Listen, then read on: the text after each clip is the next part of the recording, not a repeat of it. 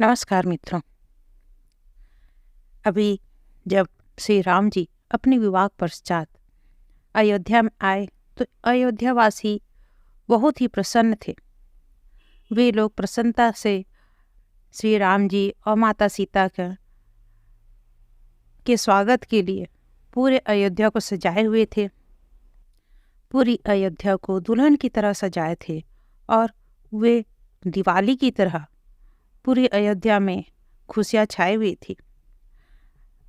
उनके आने के पश्चात राजा दशरथ ने यह विचार विमर्श किया कि अब श्री राम को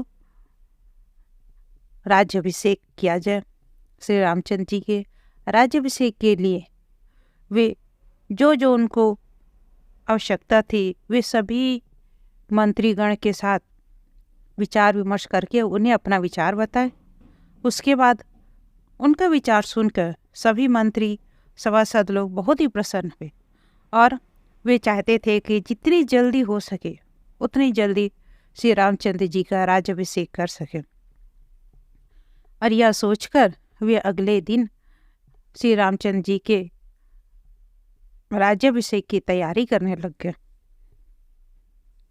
राजा दशरथ के यूँ कहने पर सभी मंत्रियों ने उनके कथनानुसार सब कार्य जल्दी से पूर्ण करने के लिए तैयार हो गए। राजा की इस शुभ दिन की प्रतीक्षा करते हुए बड़े ही आनंदित हो रहे थे। कौशल्या, सुमित्रा, लक्ष्मण तथा अन्य पूर्ववासी श्री रामचंद्र जी के राज्याभिषेक के शुभ समाचार सुनकर आनंद के मारे फूले नहीं समा रहे थे।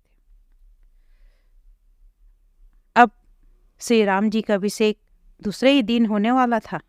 इस बीच कैकेयी की कुबड़ी दासी मंथरा ने अपनी कुटिल बुद्धि से कैकेयी के मन में जहर भर दी।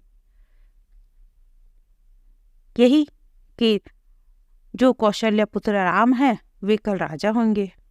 उनके पास धन, वाहन, कोष आदि सब राज्य का सारा कुछ राम का हो जाएगा और भरत के पास कुछ भी ना रहेगा। अब यह सुनकर उस कैकेयी के मन में निर्दयता की भावना को भर के और कुटिलता को भर दिया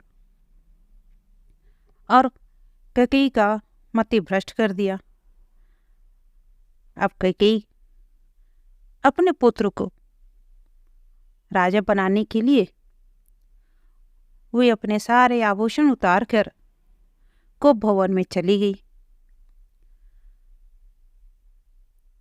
जब इधर मंत्रियों के साथ सारे कार्यों के विषय में मंत्रणा करके वशिष्ठ और ऋषि द्वारा पुण्यवाचन, स्वस्तिक वाचन और मंगला पाठ आदि करवा कर श्री राम को यज्ञ सामग्री से युक्त मंडप में बिठाया गया। अब वृद्धि एवं जागरण संबंधी कृत्य के लिए उपयुक्त तथा सब और शहनाई एवं शंख काहल आदि के शब्दों से निनादित एवं गान एवं नृत्य के कार्यक्रमों से पूर्ण उस मंडप में थोड़ी देर तक स्वयं भी ठहर कर राजा दशरथ वहां से लौट आए। राजा कैकेयी से श्री रामचंद्र जी के अभिषेक का शुभ समाचार सुनाने की इच्छा से कैकेयी के भवन के दरवाजे पर पहुंचे, जहां बूढ़े सिपाही पहरा दे रहे थे। कैकेयी के घर को अंधकार युक्त देखकर राजा ने कहा, आज तुम्हारे मंदिर में अंधकार क्यों है? आज तो इस नगर के चांडालों ने भी श्री रामचंद्र के अभिषेक को आनंदजनक माना है। सभी लोग अपने घर को सुंदर ढंग से सजा रहे हैं। तुमने अपने भवन को क्यों नहीं सुसज्जित किया? यो कहकर राजा घर में दीपक प्रज्वलित कराए, फिर उसके भीतर प्रवेश किए। वहां कैकेयी धरती पर सोई अवस्था में पड़ी थी। उसका प्रत्येक अंग अशोभन जान पड़ रहा था और उसकी इस अवस्था को देखकर राजा ने उसे हृदय से लगाया और कहने लगे कि तुम्हारे प्रति अपनी माता से भी अधिक प्रेम रखते हैं। उनके उन श्री रामचंद्र का कल राज्याभिषेक होगा और तुम अभी इस अवस्था में ऐसी क्यों बैठी हुई हो? क्या कारण है तुम्हारे दुख का? तुम वस्त्र, आभूषण, रत्न आदि जिन जिन वस्तुओं की तुम्हें इच्छा हो उन सबको बिना किसी आशंका से भंडार घर से ले आओ परंतु प्रसन्न हो जाओ। कल जब श्री रामचंद्र का राज्याभिषेक संपन्न हो जाएगा, उस समय भंडार से मेरे मनोरथ की सिद्धि हो जाएगी। इस समय तो मैं भंडार घर का द्वार उन्मुक्त कर रखा है। श्री राम के राज्य शासन करते समय वह फिर पूर्ण हो जाएगा। महात्मा श्री राम के राज्याभिषेक को तुम इस समय अधिक महत्व दो और सम्मान दो। इस प्रकार दशरथ के इस प्रकार कहने पर कुब्जा के द्वारा पढ़ाई गई पापिनी दुर्बुद्धि दयाहीना दुष्टा कैकेयी अपने पति महाराज दशरथ से अत्यंत क्रूरतापूर्वक निष्ठुर वचन कहने लगी कि महाराज, इसमें संदेह नहीं है कि आपने जो रत्न आदि आपके पास जो रत्न आदि हैं वे सब मेरे ही हैं, किंतु पूर्व काल में देवासुर संग्राम के अवसर पर आपने प्रसन्न होकर जो मुझे वर दिए थे, इस समय मुझे उसकी आवश्यकता है। यह सुनकर राजा ने कैकेयी से बिना कुछ सोचे कह दिया कि मैंने तुम्हें ना उस समय कहा था, मना किया था, ना आज मना किया हूँ। तुम्हें जो भी चाहिए वो बिना सुने ही मैं तुमको देने के लिए तैयार हूँ। यह सोच वह वस्तु तुमको दे दी, यही समझो। अब तो उठिए, सुंदर वेश धारण करो, यह व्यर्थ का कोप छोड़ दो। उठो, श्री राम के राज्याभिषेक के आनंद उत्सव में भाग लो और सुखी रहो। यह सुनकर दशरथ के यो कहने पर कलह प्रिया कैकेयी की ऐसी कठोर बातें गई जो आगे चलकर राजा की मृत्यु का कारण बन गई। उसने कहा, यदि आप पहले की तरह पहले के दिए हुए 2 वचन मुझे देना चाहते हैं तो मैं पहला वर यही मांगती हूँ कि कौशल्यानंदन श्री राम कल सवेरे होते ही वन को चले जाएं और आपकी आज्ञा से 14 वर्ष का वनवास दंडकारण्य में निवास करके करें। और मेरा दूसरा अभिष्ट वर यह है कि अब राज्याभिषेक श्री राम का नहीं, मेरे पुत्र भरत का होगा। यह सुनकर दशरथ तो मानो जैसे सांप सूंघ गया हो, वे मूर्छित होकर पृथ्वी पर गिर पड़े। और कैकेयी अपने आप को सुंदर वस्त्र आभूषण से विभूषित कर लिया।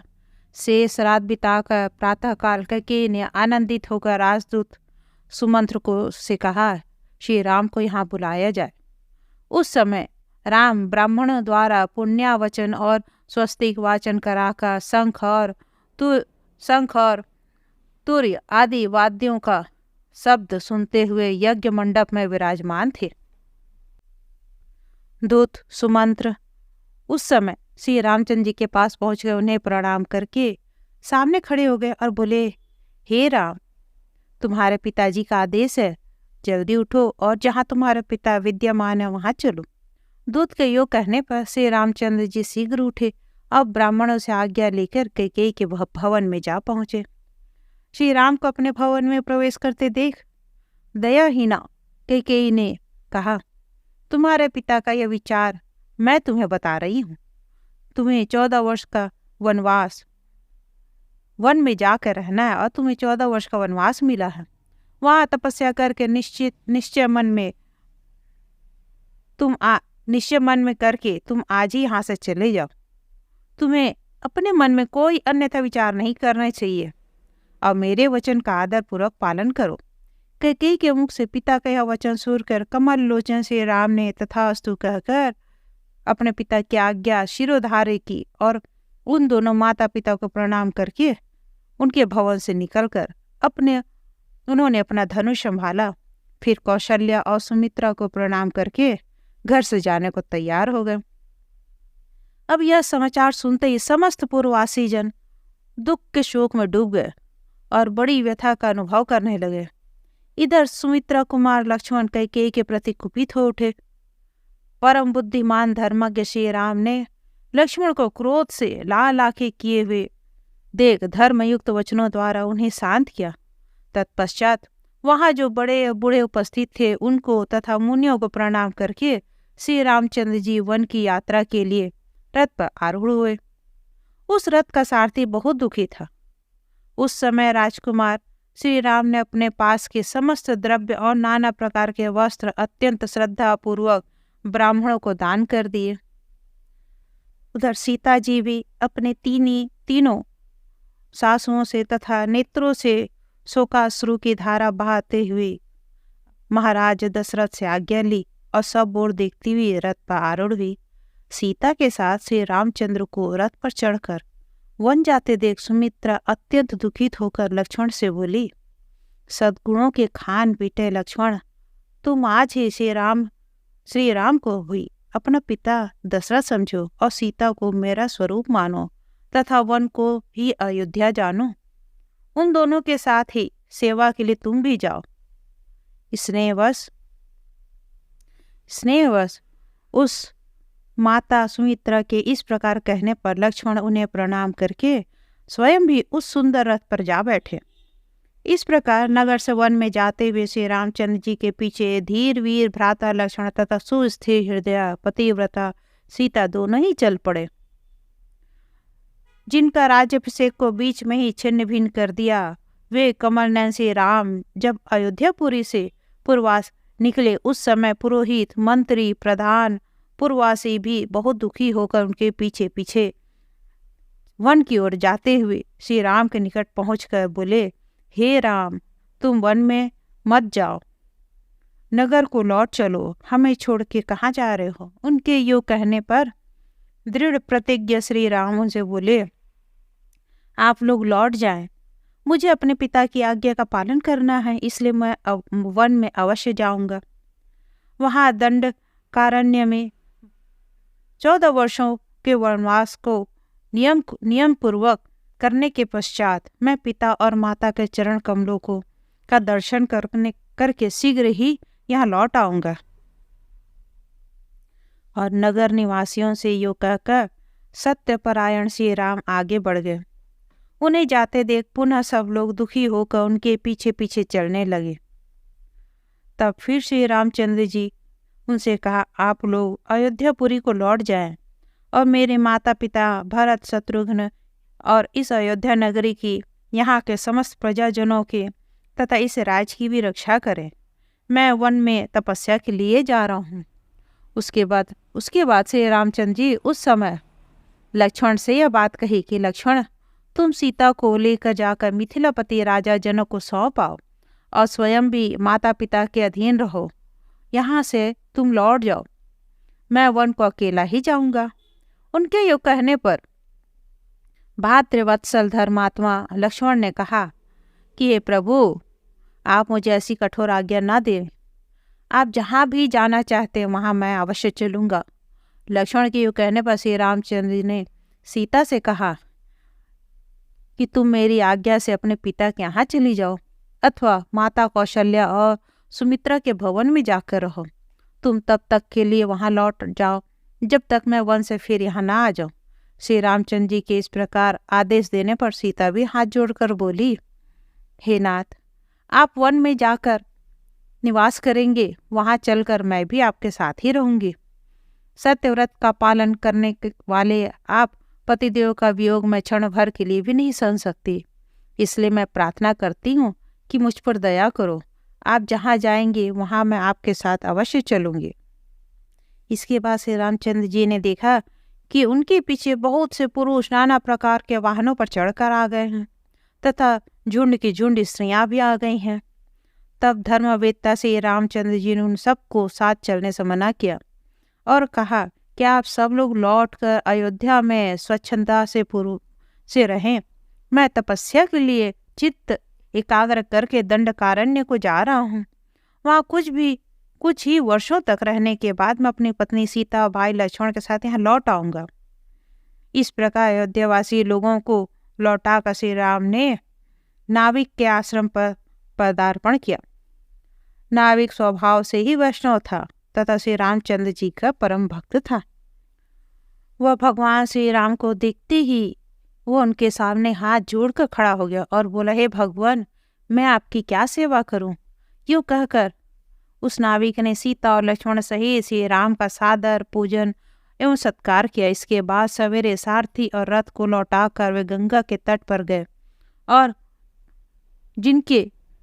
कहने लगे, जिनके आपके पूर्वज महाराज भागीरथ पूर्व काल में बड़ी तपस्या करके पृथ्वी पर लाए थे, जो समस्त पाप हारिणी और कल्याणकारिणी है। अनेकानेक मुनिजन जिनका सेवन करते हैं, जिनमें कूर्म और मत्स्य आदि जल जंतु भरे रहते हैं और जो ऊंचे ऊंचे लहरें संपन्न एवं स्फटिक मणि की समान स्वच्छ जल बहाने वाली है, उस पुण्य सलीला गंगा जी के को नाविक के द्वारा लाई हुई नाव से पार करके महान कांतिमान भगवान श्री राम भरद्वाज मुनि के शुभ आश्रम पर गए। वह आश्रम प्रयाग में था। श्री रामचंद्र जी ने सीता तथा भाई लक्ष्मण के साथ उस प्रयाग तीर्थ में विधिवत स्नान करके वहीं भरद्वाज ऋषि के आश्रम में उनको सम्मान प्राप्त कर रात्रि में विश्राम किए। फिर निर्मल प्रभात काल होने पर श्री राम तपस्वी वेश धारण करके भरद्वाज मुनि से आज्ञा ली। उन्हीं के बताए हुए मार्ग से गंगा के पार हो गए। धीरे धीरे नाना प्रकार के वृक्ष और लताओं से आच्छन्न परम उत्तम पावन तीर्थ चित्रकूट को गए। इधर सीता लक्ष्मण और सारथी के सहित रामचंद्र जी के चले जाने पर अयोध्यावासी बहुत दुखी होकर शोभा शून्य अयोध्या नगरी में रहने लगे। और राजा दशरथ तो कैकेयी के मुख से निर्गत श्री राम को वनवास देने वाले अप्रिय वचन को सुनते ही मूर्छित हो गए थे। कुछ देर बाद जब उन्हें होश आया तब वे उच्च स्वर से राम राम पुकारने लगे। तब कैकेयी ने राजा से कहा, राम तो सीता और लक्ष्मण के साथ वन में चले गए हैं, अब आप भरत का राज्याभिषेक कीजिए। यह सुनते ही राजा दशरथ पुत्र शोक से संतप्त हो गए और दुख के मारे शरीर त्याग कर देवलोक चले गए। शत्रुदमन तब उनकी महानगरी अयोध्या में रहने वाले सभी स्त्री पुरुष दुख और शोक से पीड़ित होकर विलाप करने लगे। कौशल्या, सुमित्रा तथा कष्टकारिणी कैकेयी भी अपने मृत पति को चारों ओर घेर कर रोने लगे।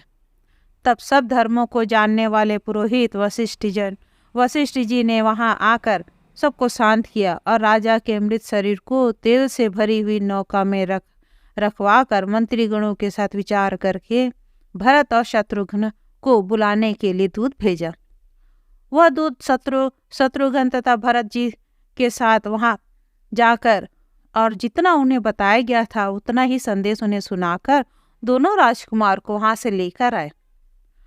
आते समय भरत मार्ग में घोर अपशकुन को देखकर उनके मन ही मन में बहुत आशंकाएं जन्म लेने लगी।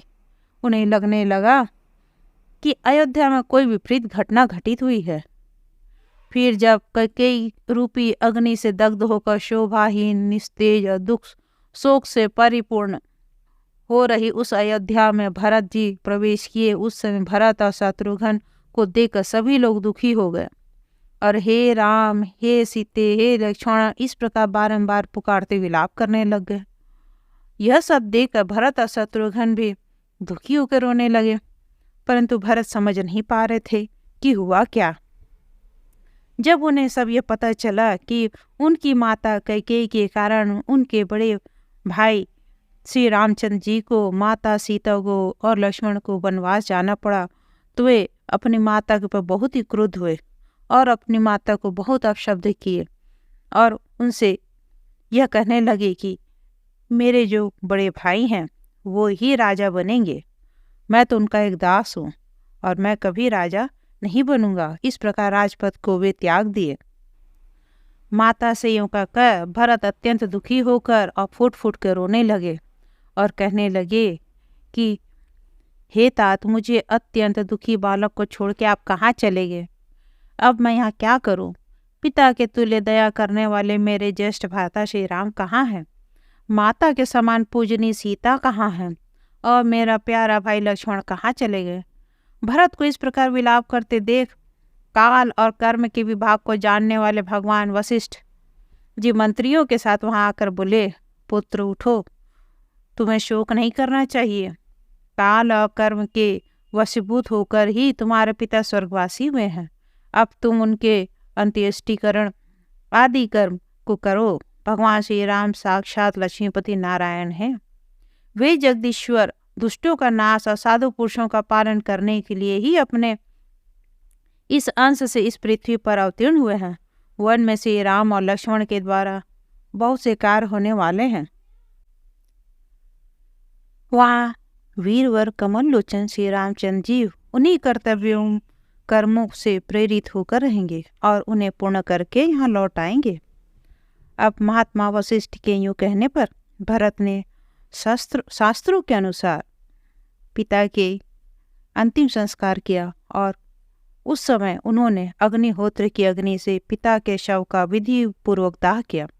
फिर सरयू के जल में स्नान करके श्रीमान भरत ने भाई शत्रुघ्न, सब माताओं तथा अन्य बंधुजनों के साथ परलोकगत पिता के लिए तिल सहित जल की अंजलि दी। इस प्रकार पिता के अंतिम संस्कार करके मंत्रियों के अधिपति साधु श्रेष्ठ महाबुद्धिमान भरत जी अपने मंत्री तथा हाथी घोड़े रथ एवं पैदल सेनाओं के साथ श्री रामचंद्र जी का अन्वेषण करने के लिए जिस मार्ग से वे गए थे उसी मार्ग की ओर चल पड़े।